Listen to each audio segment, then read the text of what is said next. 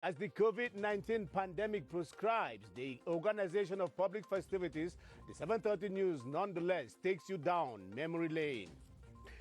17-year-old Ibrahim El Rashidini is designated new Lamido of Garoua, becoming the 15th monarch of the Garoua Lamidat after the passing on of Alim Garga Yatu, who reigned for 21 years. Police in Yaoundé arrested a notorious imposter who went on impersonating as the director of the civil cabinet of the Presidency of the Republic to dupe people, including even the President of the Republic of Niger. Those are our lead stories. Hello and thanks for joining us on the 7:30 News. I am Ben Meno Buffon and this is the 7:30 News.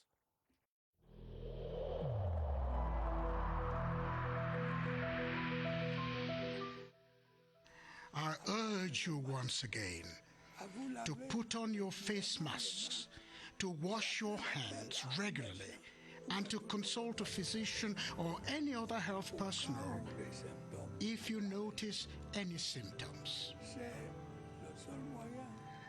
This is the only way to save lives and to curb the spread of the virus.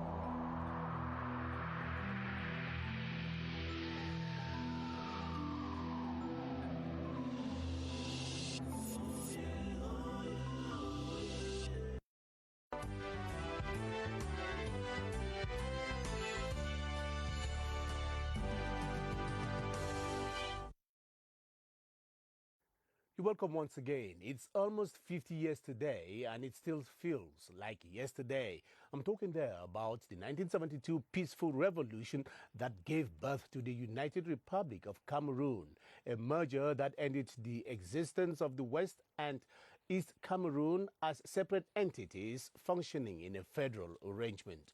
Constantine Baum now takes us 50 years down memory lane with former President Madu Ahijo's May 6, 1972 speech as the main signpost of the retrospective trip. Constantine. A United Nations referendum in 1961 enabled Southern Cameroons to become part of Cameroon. This plebiscite gave that result. The northern part, northern Cameroon went to Nigeria, and the southern Cameroon came to Cameroon. Which the United Nations accepting the verdict. They were considering themselves as brothers. In the front of the hall where the meeting was, they said, how nice is brothers to come together. The separated Cameroonians who fought for the comeback, and that everyone can come back to what the German did. Both Cameroons coming together was a big compromise. This compromise, Ahijo accepted it, and he said it in his speech. I'm accepting the federation because I can't do otherwise. But he tries to go to the unity he was looking for since the beginning. President Ahijo continued with his policy to bring all political parties under one party, as well as bringing both Cameroons as one. 1972 will come as a completion of what they did in 1966. And those who went to campaign were from all the politicians. Foncha, Muna, Ndele, Zoe Kangaki, they were there. All of them went to campaign for unification. The various assemblies of both Cameroons were dissolved. Ma conviction, mesdames et messieurs les députés, ma profonde conviction est que le moment est venu de dépasser l'organisation fédérale de l'État. This only happened after May 20, 1972, where a constitutional referendum made the country a unitary state as opposed to the previous federal systems, as well as giving more powers to President Madu Ahijo. Bomb reporting. The Bilingualism and Multiculturalism Commission of Cameroon has been leading a hard talk against hate speech and xenophobia in Cameroon, inviting Cameroonians to turn their backs against it and uphold a language of peace and social cohesion. Key actors in this search for peace and social concord are political and civil society leaders whose input is crucial in limiting the damage and holding Cameroon together. Prince Will Mukwele Aduma accosted some civil society leaders and politicians in Yaoundé who now share their views on what it takes to heal a hurting nation. Peopling Cameroon's towns and cities is equal to shaping opinions and ideas. But when living together is bedeviled by hate speech, political actors speak up. We have to begin to be bold to denounce. Denunciations. Wherever and whenever you see somebody engage in hate speech or engage in xenophobic behavior, we should be bold and honest to denounce it publicly. Like them, civil society activists consider hate speech a breaker of a bond to over 250 ethnic groups in the country. When you are talking of hate speech, it means we know people who make those speeches. If we get one person with the hate speech and that person is punishable by the law, I think others will learn. But if political parties grow up to over 300, their very variance in ideas and increase in number can serve as vector in the propagation. The law should be implemented. If you go against the law of hate speech, then they can withdraw your party. We are a union, the population of Cameroon. That means that we are created in the basis of unity. There is a way hate speech becomes the tag for a common enemy. Get involved, be committed to debating, to discussing, to arguing where they are discussing the issues that touch on our lives, such as hate speech and xenophobia. Take part in a public debate. And this will mean a collective fight for a common heritage, Cameroon. And as Cameroon braces up to mark its National Day, the 7:30 News Tonight begins a series on that great historical event with focus on the silent and speaking manifestations of the culture of living together. One of them, of course, is the fashion and design domain, with the toga that was once the special preserve and marker of the culture of the grass fields, but which has now gone beyond tribal and regional bounds to the point of becoming one of Cameroon's leading identities. Yoti Kaleli Sange now reports on how far this regalia now cuts across cultures in the country and is standing tall as a strong symbol of national integration. An attire amongst attires, one that allures. This client radiates pride in the Atogo. It is today worn by many. Both my parents are from the Central region. I'm someone who wants to value any kind of culture. When I'm dressed like this, it's just the way for me to tell all Cameroonians that we are all united. The embroidery is carefully thought out to represent the nation. This is the old design, but today we have come with new design. Tiger teeth present Cameroon, the lions of Cameroon. A step back in time reveals that the Atogo was only for kings and queens. The Atogo was being used by the kings and the queens in the villages, but now the Atogo is being used in the urban milieu. Concerning the designs on the Atogo, the gong is being used by the notables and the kings to rally people. All the designs that the Atogo have their meaning. Designers are also going chic with a traditional garb, from the Danshigi to Gandora. We modernize the Atogo and put it into fashion trendy, where they use the Atogo to the nightclub, to weddings. Whether hand or machine made, the Atogo, which varies from 10 to over 100,000 CFA francs, is meant to showcase rich cultural identity, together with the accessories. We now take you to the far north region of Cameroon, where vigilante committees have been actively participating in the reinforcement of the army-nation synergy in the fight against insecurity. Their efforts in providing intelligence to the defense and security forces is being encouraged by the head of state, who has been giving them diverse assistance, as we hear in this report with Sylvester Atemkeng from CRTV Far North. At the peak of Boko Haram atrocities in the far north region, vigilante committees were constituted and organized to give the necessary intelligence to defense and security forces combating the terrorist sect that has been operating in an asymmetric manner, causing material and human casualty. We have a great success to fight Boko Haram in this locality because of the contribution of this vigilante committee. Thanks to the vigilante committees, some suicide bombers have been intercepted before the detonation of the explosive devices. The local vigilante group of Dabanga in Logon and Shari division was instrumental in the debacle of heavily armed gunmen who invaded the locality on March 27, 2021. Since 2013, we have been collaborating with the gendarmerie, B and police without any problem. As a booster, the head of state has been encouraging these volunteers. Their mission is to accompany our forces of law and defense in terms of information. They decide to help those vigilant committee by giving food item, medical material, and even motorcycle and bicycle to enable them to go further to stop the evolution of those harmful sects.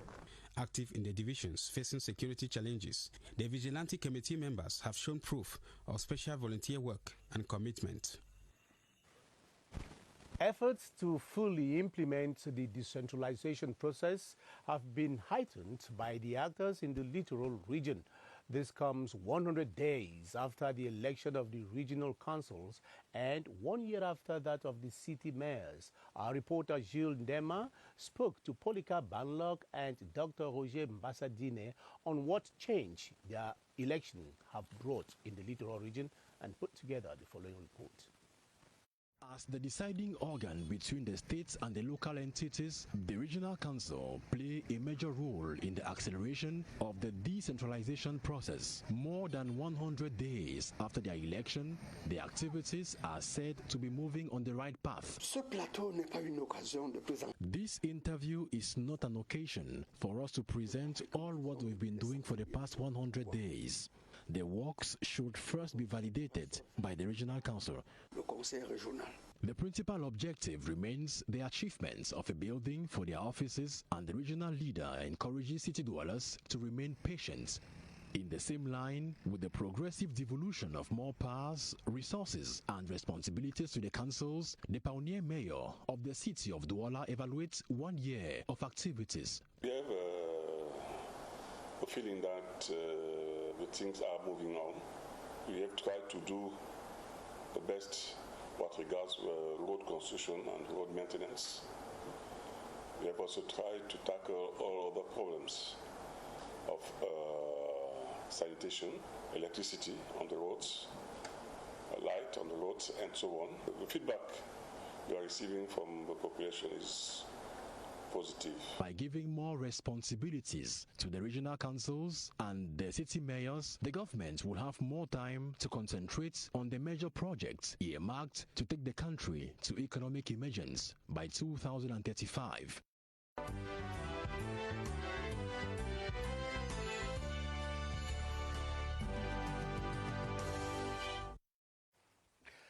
You're watching the 7:30 news on the Cameroon radio television, the CRTV. We are beaming live in Yaoundé.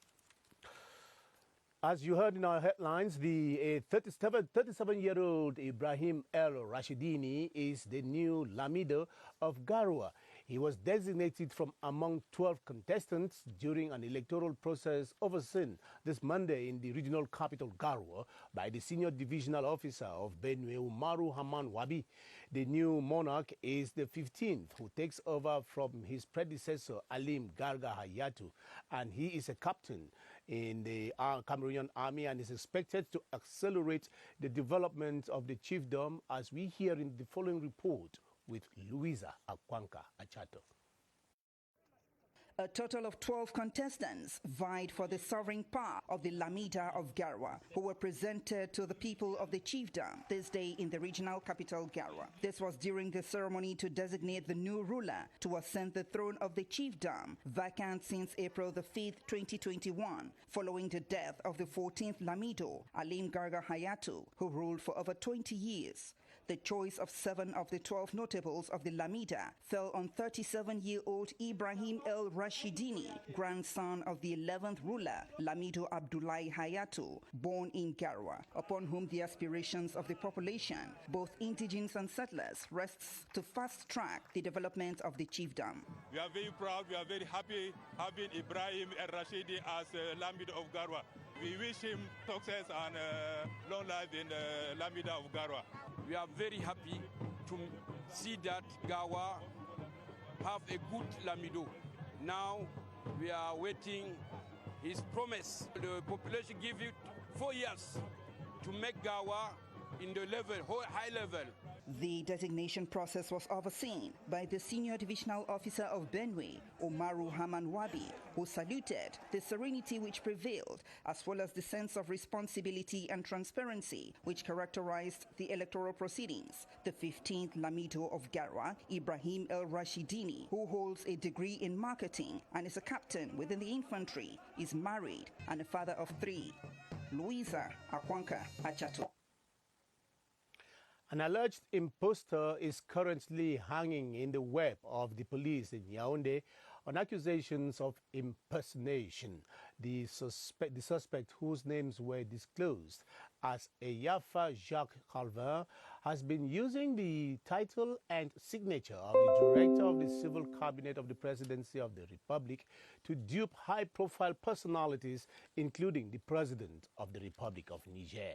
Eyafa Jacques, an inmate of the Kandengui Central Prison, was trailed and arrested on May 5, 2021. Gerald Nanje Yambe has a film of the public presentation event as it unfolded at the Yaoundé General Delegation for National Security. Eyafa Jacques Calvin, a convict of the Kandengui Central Prison in Yaoundé, is reported to have caught the President of the Republic of Niger posing as the Minister, Director of Civil Cabinet of the Republic of Cameroon. We started our investigation by localizing the phone number. We realized that the phone number is located at the prison central of Kandengui. After search, we arrested the suspect. Going through his phone directory further revealed that the suspect had made several attempts to dupe embassies, diplomatic services and organizations attached to the United Nations, the World Bank, not leaving out several international businessmen. When we finish our investigation, we are going to present him to the State Council by tomorrow. To date, he was expecting a transfer of 300,000 euros, an equivalent of 195 million francs CFA, from an American non-governmental organization. Steps have been taken by the judicial police to puncture such fraudulent transactions. The British High Commissioner to Cameroon has today paid a courtesy visit to the chairperson of Cameroon's National Commission on Human Rights and Freedoms, Christian Denis Macleu, and Professor James Mwange Kobila exchanged on the missions of the Commission, which he was told include contributing to the development of human rights and human rights culture based on the ideals of peace, equal rights and responsibilities, mutual respect, as well as the sustainable development of the country. Here is His Excellency Christian Denis Macleu in an excerpt selected for us by Gilbert Ongene. I met the chairperson today for an introductory meeting to talk about the human rights situation in Cameroon and the priorities of the Commission. The chairperson was very kind to explain to me the Commission's priorities, the new subcommittee they have to improve both protection, to promote human rights, and to look at ways in which detention is improved in Cameroon. Human rights is close to the core values of the United Kingdom.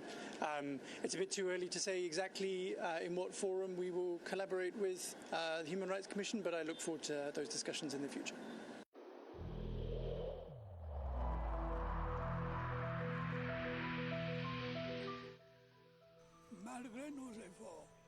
Despite our efforts, COVID-19 plunged many families into mourning and seriously hampered the functioning of our economy and society.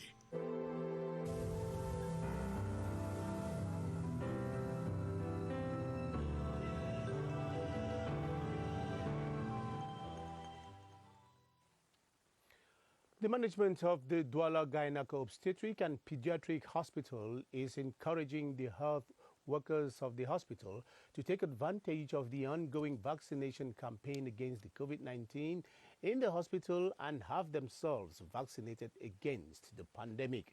With a manpower of over 400 health workers, less than 100 of them have so far received the vaccine, an attitude that the management is decrying. Baldwin Sama is out in Douala with the director of the hospital for an on-the-spot appraisal of the ongoing vaccination exercise. Good evening, Baldwin. Good evening to you, Ben Menopofong. Welcome to one of the laboratories of the Douala Gynecobstetric and Pediatric Hospital, where we shall be talking about ongoing vaccination against COVID-19 in this hospital. We shall discuss that tonight with our guest, Professor Emile Mbudu. He is the Director General of the Douala Gynecobstetric and Pediatric Hospital. Good evening to you, Prof. Good evening, Mr. Sama. Explain to us, Prof, how has the ongoing vaccination campaign here in the hospital, how has it been going on so far?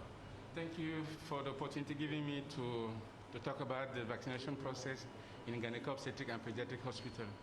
Since let's say 1 month now, we have received 400 dosage of Sinopharm vaccines, and we have started the vaccination of our personnel. Till date, we have only 56 persons who have accepted the vaccination. There are still a kind of resistance of our personnel according to the acceptance of the vaccination. We don't know why, but we are trying to convince them, and the progress is a little bit slow. And you also tell us that recently you received other doses as far as the AstraZeneca is concerned. Yes, for the last 10 days we have received 500 shots of AstraZeneca. Till date, we have only 10% that who have got the vaccination. Which means the vaccination continues, and yes, every day we are doing vaccination every day, and we are trying to touch people by sending message and ask people to try to convince them to come and get vaccinated. Thank you so much, Professor Emin Boudou. You are the Director General for the Douala Gynecobstetric and Pediatric Hospital. The encouraging health personnel of this hospital, out of 400 personnel, just less than 100 have had themselves vaccinated already. More and more of these health personnel are encouraged to come and have themselves vaccinated, and other Cameroonians likewise have themselves vaccinated against COVID-19. Back to you, Ben Menopofo. Thank you very much, Baldwin Sama and Professor Emile Mbudu. It was good to know. The Muslim community is currently negotiating the last bend to the end of the Ramadan period of fasting and deprivation. Already at the predominantly Muslim populated Brigade neighborhood here in Yaoundé, Ramadan feast preparations are picking steam. Petty businesses are multiplying, tailors are working round the clock, and women are busy finalizing their shopping list for D-Day. Alice Mbey captured the pre-feast effervescence downtown Brigade for the 7:30 news. Eager to observe the religious holiday, the Muslim faithful flood sales points to purchase one item or the other.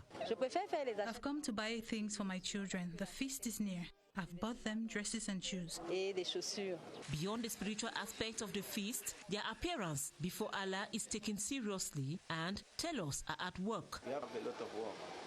Even with the corona which is outside, people are not going out, still have a lot of work. People are making us pressure to finish their work, because I am trying to do what I have to do to satisfy my clients. The majority have already selected the day's menu. I was in the market to purchase items for the children. Tomorrow I'll go and buy foodstuff like chicken and meat to welcome visitors. Beauty is also an important consideration. Here to design in our hands so that we should be beautiful. They now await the appearance of the moon to celebrate the festival of the breaking of the fast. Cameroon's Minister of Territorial Administration, Paul Atanganje, today received in audience members of the National Lunar Crescent Commission as they prepare to celebrate the feast of the Ramadan. The minister observed a drop in the respect of the COVID-19 barrier measures within mosques and urged Muslim religious leaders to reinforce the wearing of face masks, amongst other measures. Here now is an excerpt of Sheikh Umaru Malam as selected for us by Cynthia Saptala. For Muslims, it is the end of a sacred month of Ramadan. We have been asked to respect all those measures, wearing their masks, respecting the social distanciation between people. Every mosque must not contain many people. Everything must be respected. The head of state, His Excellency President Paul Biya, has given 10,000 marks for Muslims. And the Cameroon water utilities company, Comwater, is further extending its commercial network in Douala. The company just opened a new branch in the Nyala neighborhood in the east entrance to Douala to serve the population of the area and limit waste of time and resources. Alfonso Bongwa Achu reports that it falls within the policy of proximity between the company and its clients that Comwater is currently implementing.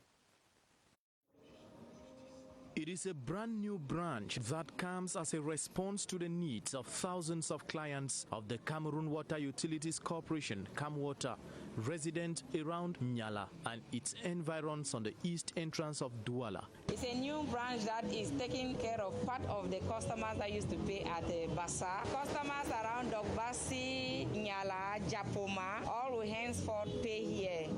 We are so grateful to the general manager that took this initiative to bring us closer to our customers.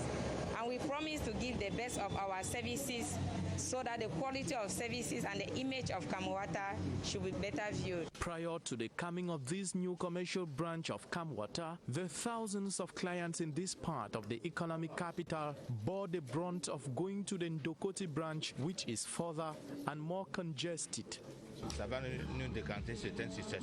It will help us tremendously. Instead of going to Ndokoti to waste our time, we will have to pay our bills here at the Nyala branch with ease. The entire population of Nyala welcomes this new branch.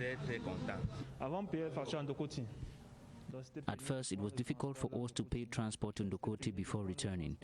Now it is free because in 5 minutes, you can pay your bills. The new commercial branch of Camwater in Nyala has a spacious reception, air-conditioned offices, a well-equipped conference room, and related logistics to ease service provision to the customers of Camwater. Let's talk sports now to say a delegation from the African Football Confederation has begun a 3-day working visit to Cameroon ahead of the draw for the competition that will be done on the 21st of June. The delegation, together with Cameroon's Minister for Sports and Physical Education, were out at the Yaoundé Multipurpose Sports Complex where the draw will be done. We have details of the first day of that team's working visit to Cameroon in this report with Romeo Kenyi.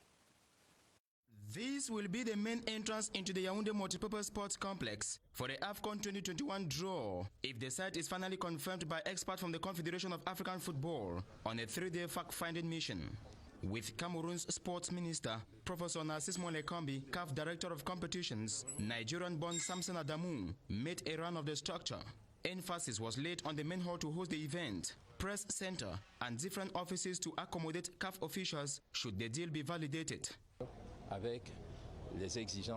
We have presented to the CAF delegation the different facilities required for the upcoming draw event, while taking note the modifications prescribed in the specificities. We remain optimistic because all necessary efforts are put in place for a hitch-free occasion.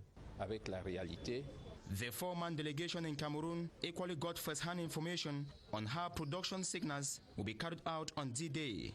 Visibly satisfied, CAF's delegation head, Samson Adamu, said he will make a general appraisal of the edifice readiness this Tuesday after a consultation meeting programmed for 11 a.m. Get this correct with me, the draw for the AFCON 2021 will be done right here in Yaoundé, and that will be on the 25th of June 2021. That's where we'll leave it for today. Thanks for remaining faithful to the Cameroon Radio Television. Bye-bye.